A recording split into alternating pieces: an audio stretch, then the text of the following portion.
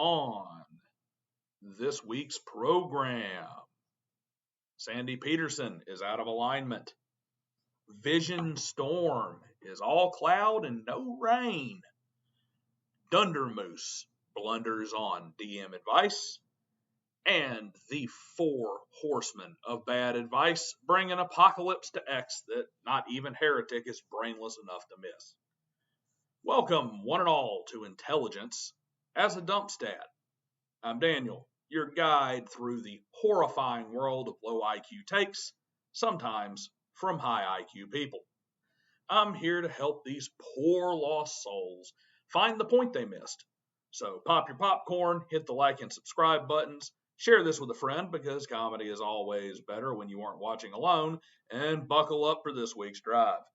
Speaking of buckling up, remember to check out my Patreon.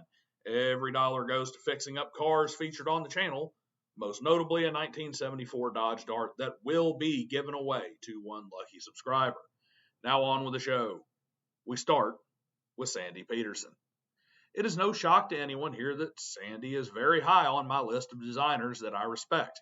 Hell, typically he's featured on this show because the Bro SR Circus unloads the clowns in his replies, looking like complete buffoons. But one place Sandy just always misses the mark is on alignment. He doesn't use alignment, and that's fair. Even though I'm a big fan of alignment, it isn't in my game. There are several good cases to be made to omit alignment from the game you're designing. However, Sandy often asserts that it has no benefit and no utility whatsoever, and actively hinders roleplay and enjoyment of the game. I actually tend to agree that the 3 and 5 alignment systems that introduced the concept to him are flawed and largely a detriment to the game's design. However, Sandy is either just so jaded and closed off to the idea, or he has just argued against so many who come at him in bad faith that he's fallen into the same flawed implementation-based complaints about the modern 9 alignment mechanics that so many others do. Ironically, the best argument for leaving alignment out of the game is that it's a very abstract concept that 99% of players either won't or simply can't get. So no matter how good the tool is at the job, it's kind of a bad tool if no one can use it properly. Sandy said, quote, "If instead you use alignment to crushingly guide a player's actions, then what the hell? No. So I literally can't see a single good thing that comes from it. Maybe I'm wearing blinders," unquote. Why, yes, you are wearing blinders. Compare this statement to the refrain about alignment on this channel. Crushingly guide a player's actions versus 10,000 yard global view. If you are using alignment to hammer down on individual character actions, you are doing it wrong. Here's the truth. And the sad catch-22 that the best anti-alignment argument is actually based on. Players like Sandy have the intelligence and principled awareness that alignment is not really needed for them to disassociate themselves and think as their characters. And players who desperately need alignment to effectively play anything other than a self-insert, they largely lack the abstract thinking abilities to properly use alignment to foster better character play to begin with. Alignment is the character's entire road trip. Sandy is stuck trying to base it on individual terms. In that vein, we have Vision Storm, who ironically can't see that he is also missing the point. Quote, "Alignment is a solution desperately looking for a problem that doesn't exist and isn't real," unquote. Really now? Because the internet isn't flooded with complaints about tourist players trying to argue the definition of evil and make every character morally gray and every villain misunderstood or good from his own point of view? You never hear about players making numerous metagame decisions for their characters that don't make sense, who then gripe that alignment is taking their agency away when they get called on it. And we definitely never hear those same players claim that alignment is the problem not their video gamey sell all my loot, then pickpocket my money back from the shopkeeper behavior. I guess there was a storm. Because rain so heavy you can't see a foot in front of your nose is the only excuse for this kind of short-sightedness from Vision Storm. The Bro SR returns to intelligence as a dump stat this week, and this time the culprit is one of my favorite confirmed card-carrying bros, Dunder Moose. The man I often hold up as the most reasonable voice among the chorus of Bro SR nonsense. As is typical with Bro SR philosophy, it is so close to being correct, yet so far. Another example of jumping the shark. Zero prep is key prep for becoming a full-body DM. All right, I'm listening. The ability to improvise and craft both narrative elements and game situations on the fly is definitely a core DM skill. Once you have book control, you will be unstoppable. Well, kinda. It is very important to understand and have a deep working knowledge of the mechanics and rules in order to effectively adjudicate the game, though over-reliance on the book or the rules is a crutch that hurts your overall game, especially when it comes to developing the game specifically for your players and your table. Don't move past zero prep until you have mastered it, and you've lost the thread. First off, zero prep is not where you start.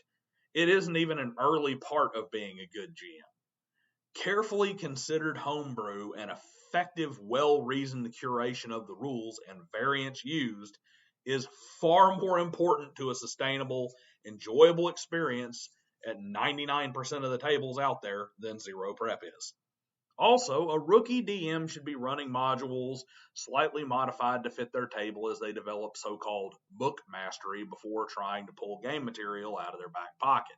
Sure, they should let the players explore and move about freely and make the, you don't keep them tied to the narrative of the book, but you do need to have kind of a set kind of plan in place for where things are going, because you're a newer DM and you really ought to be focused on, running the game.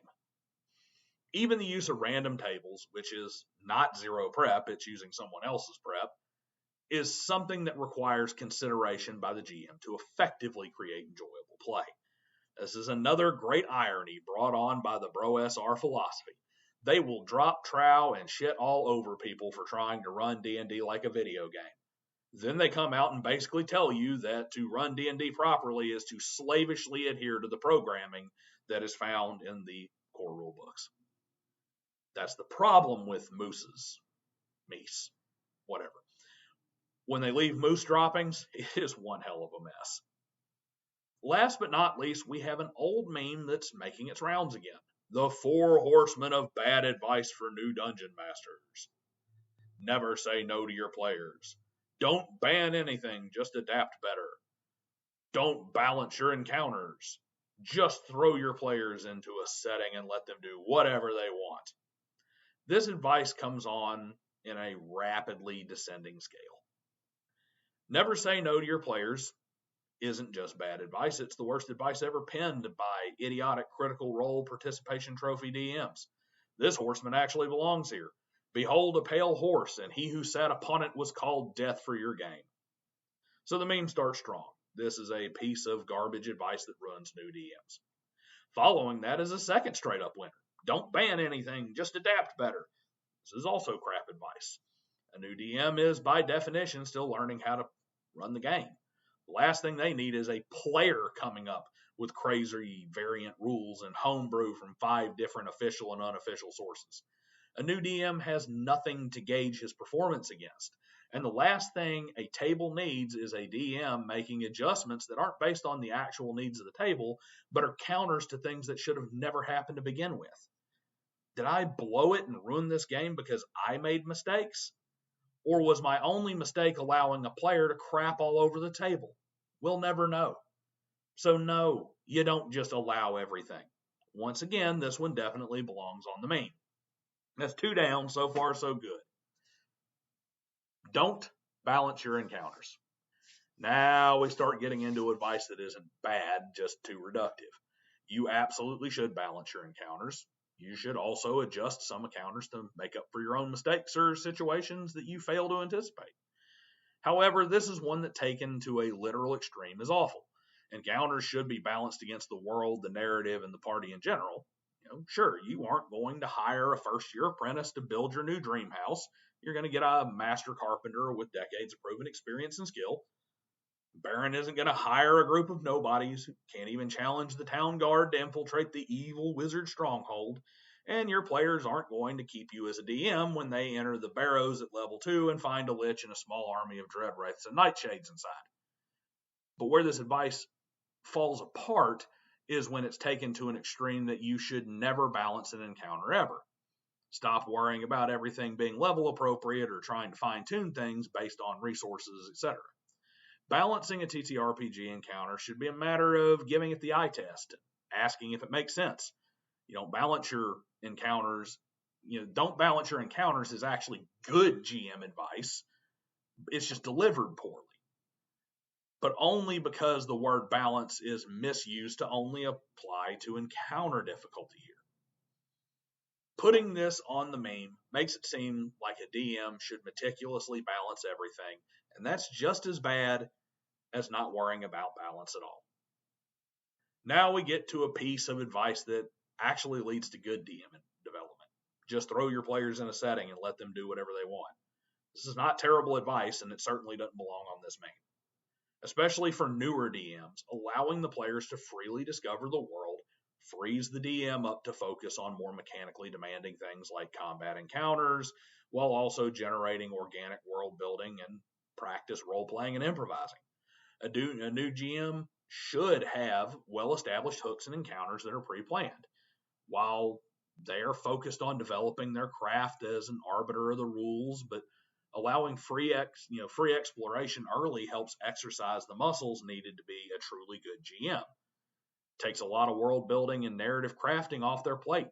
Gets them adjusted to the concept of player agency where they don't interfere with the decisions of the player. So no, this advice certainly doesn't qualify as 4 horsemen of bad advice, unless it's once again taken to an idiotic extreme, like don't have anything prepped. So we basically have the 4 horsemen: death, war, forgetting to check the mail, and putting money in your 401k. 2 of these things are not like the others. Perhaps this meme should be never say no. Don't ban anything, just adapt better. Get advice from Jenny D videos, and check out Neo TTRPG Skullhorn Edition. Those 4 are definitely pieces of bad advice that are a great way to ensure a new DM fails and turns away from the hobby forever. But that's all I got for you guys today. I'll see you next time.